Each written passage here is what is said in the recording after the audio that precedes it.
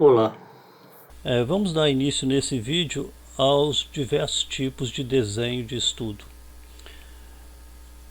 Nessa época de epidemia, nós estamos ouvindo falar de diversas propostas terapêuticas para combater o coronavírus.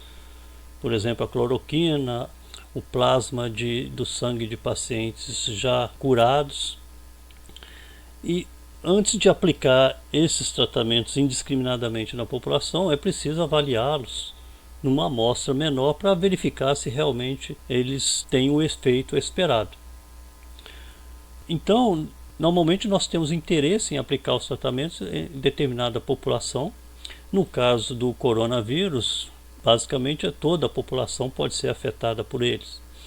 Mas em outros tipos de problemas de saúde, por exemplo, tratamentos para diabetes, a população alvo, a população de interesse, não é a população em geral, mas somente a população que sofre dessa doença. Mas normalmente, quando vai se realizar um estudo, nós não tiramos uma amostra da população alvo que a gente tem interesse, mas de uma população que a gente chama de população elegível, que é estabelecida a partir de critérios de inclusão ou exclusão do estudo. Então, apesar de nós estarmos interessados no tratamento do coronavírus para toda a população, mas normalmente os estudos são restritos a uma determinada população de pacientes.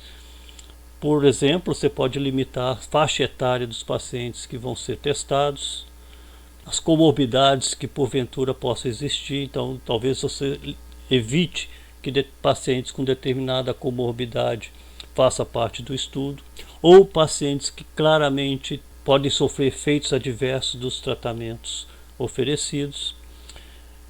Então, a partir dessa população elegível, uma amostra de pacientes é selecionada.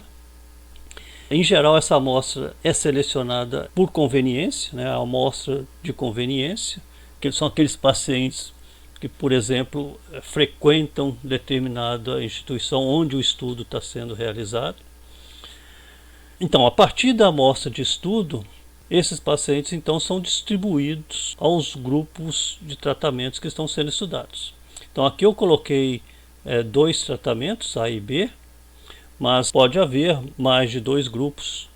E o estudo é chamado controlado porque, nesse caso aqui, um grupo pode funcionar como controle do outro. Normalmente o grupo controle ou é um placebo, que é um medicamento que em princípio não tem nenhum elemento ativo, ou pode ser um tratamento padrão para aquele problema que está sendo avaliado na época. Então, se está comparando uma inovação com um tratamento padrão, o tratamento padrão vai constituir o grupo controle. Então, nesse exemplo aqui eu tenho dois grupos. Uma característica essencial do ensaio controlado randomizado é que a distribuição dos pacientes aos grupos de tratamento é feita de modo aleatório. Quem vai determinar que paciente vai para que grupo é o acaso. Essa alocação pode ser feita, por exemplo, por uma tabela de números randômicos ou números gerados pelo computador, etc.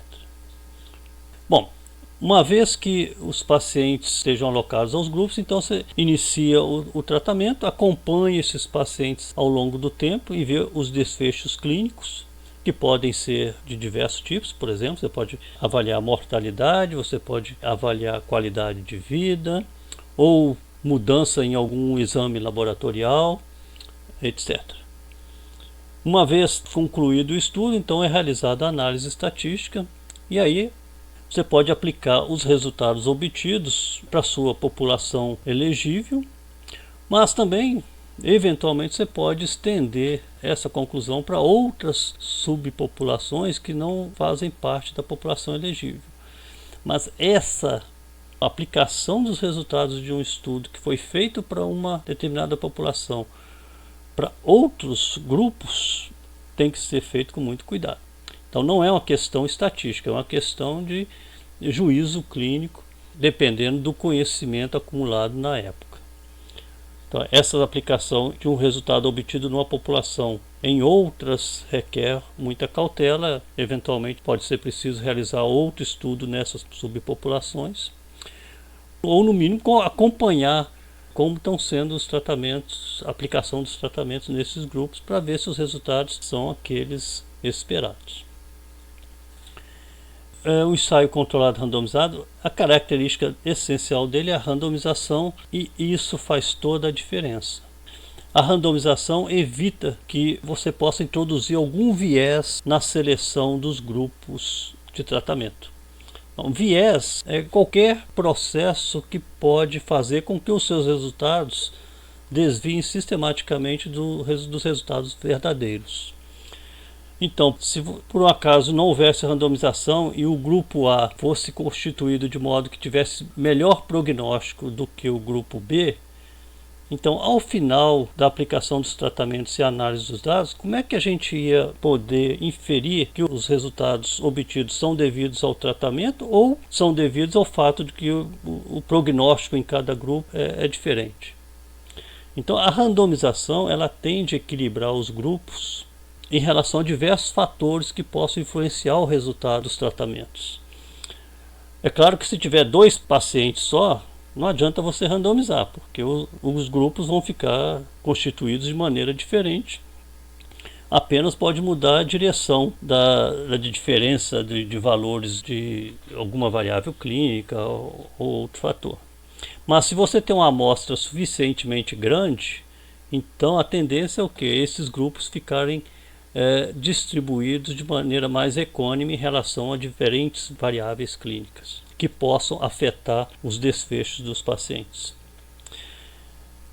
E esse equilíbrio tende a ocorrer não somente para aquelas variáveis que a gente sabe que pode afetar os resultados, como também com aquelas variáveis que a gente ainda nem conhece que pode vir a afetar o resultado do paciente. Além disso, além da randomização, existem outros pontos que pode ocorrer viés no estudo. Então, os pacientes podem abandonar o estudo ao longo do tempo, tanto num grupo quanto no outro, ou podem trocar de tratamentos ao longo do tempo. Isso pode ocorrer. Então, se isso ocorrer com muita frequência, pode acontecer de que algum grupo tenha tido mais abandono do que o outro grupo, e esse abandono não foi incluído na avaliação final, o que pode levar a um viés no resultado final. Também é possível que os desfechos podem não ter sido avaliados de uma maneira não tendenciosa. Então, por isso que se recomenda sempre que possível que o ensaio controlado randomizado seja mascarado. Então, um estudo duplo cego é aquele onde nem o paciente sabe que tratamento está recebendo e nem o médico sabe que tratamento está sendo aplicado. Ou quem está avaliando os desfechos clínicos sabe que tratamento cada paciente está recebendo. Mas nem sempre é possível mascarar o estudo. Por exemplo, não dá para você mascarar uma cirurgia quando você está comparando uma cirurgia com um tratamento clínico. Também pode ocorrer viés na análise, se a análise não for feita de maneira adequada. E um outro viés é a gente tentar estender o resultado de um estudo para uma população que ele pode não ser aplicado. Então, se você faz um estudo para uma população de meia idade, por exemplo, de pacientes com 30 a 60 anos e quer depois estender esses resultados para pacientes acima de 80 anos, será que as características dessa população de idosos são semelhantes à população que foi estudada? De tal forma que os efeitos do tratamento seriam os mesmos nessa população de idosos? Essa é uma questão que o estudo não responde. Muito bem. Normalmente um estudo controlado randomizado, não somente o estudo controlado randomizado, mas em todos os desenhos de estudo você deve ter um protocolo que descreve como que esse estudo vai ser realizado. Então, normalmente esse protocolo é submetido aos comitês de ética e pesquisa para serem avaliados e deve incluir uma série de questões que devem ser lidadas no estudo. Então, você tem que definir o contexto e o objetivo do estudo, objetivos específicos, os critérios de seleção dos pacientes, população elegível, como os tratamentos serão aplicados, como que os pacientes serão avaliados, qual é o tipo de estudo que vai ser realizado, como vai ser feito o registro e a alocação aleatória dos pacientes. É preciso obter consentimento informado dos pacientes, eles têm que autorizar que o estudo seja realizado neles. É preciso calcular qual o tamanho da amostra necessária para que você tenha um estudo que dê uma significância clínica ou estatística, se for o caso. É importante considerar como que o estudo será monitorado, a evolução desse estudo. Que formulários serão construídos para coletar os dados do estudo, como os dados serão manipulados, como tratar eventuais desvios do protocolo, como vai ser feita a análise estatística, quem é responsável por quê no estudo.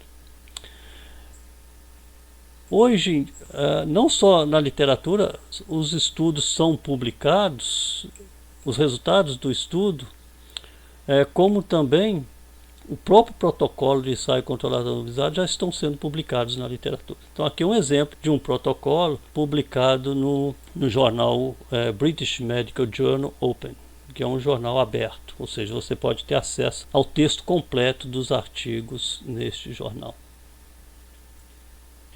Aqui é uma forma, frequentemente podem ser apresentados resultados do estudo. Então, se eu tiver 2 tratamentos e um desfecho clínico dicotômico, ou seja, sim ou não, por exemplo, óbito, sim ou não, ou outro desfecho clínico que possua 2 categorias, você pode montar uma tabela desse tipo, que é chamada tabela 2x2. Nesse estudo aqui a gente tem um total de A mais B pacientes submetidos ao tratamento A. Desse total de A mais B pacientes, A minúsculo tiveram o desfecho clínico e B não tiveram. C mais D pacientes foram submetidos ao tratamento B. Destes C mais D pacientes, C tiveram o desfecho clínico e D não tiveram.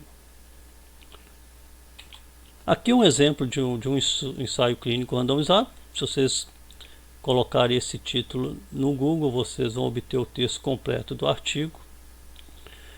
Só para extrair algumas informações desse estudo, a população-alvo eram pacientes submetidos a cateterismo cardíaco diagnóstico, utilizando introdutores arteriais 6F.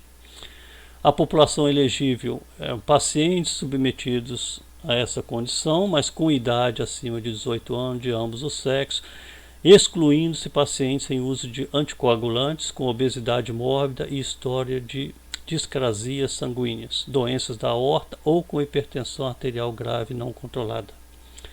E finalmente, dessa população foram selecionados 406 pacientes submetidos a cateterismo cardíaco eletivo por via femoral, utilizando cateteres e bainhas 6F. Nesse período, em um laboratório de hemodinâmica em Santa Maria, no Rio Grande do Sul, uma amostra de conveniência, ou seja, pacientes que foram atendidos nessa instituição. Aqui a tabela 2x2 com os resultados do estudo. Os 2 tratamentos são deambulação após 3 horas e o outro tratamento, controle, seria deambulação após 6 horas do cateterismo. E no total de 406 pacientes, 200 pacientes foram alocados a esse primeiro tratamento, 206 ao segundo, e desses 200 do deambulação após 3 horas, 4 tiveram reação vasovagal, e no outro grupo 7 pacientes tiveram reação vasovagal. A partir dessa tabela você pode fazer uma análise estatística e publicar os resultados. Isso a gente vai ver no curso do ano que vem. Metodologia Científica 2.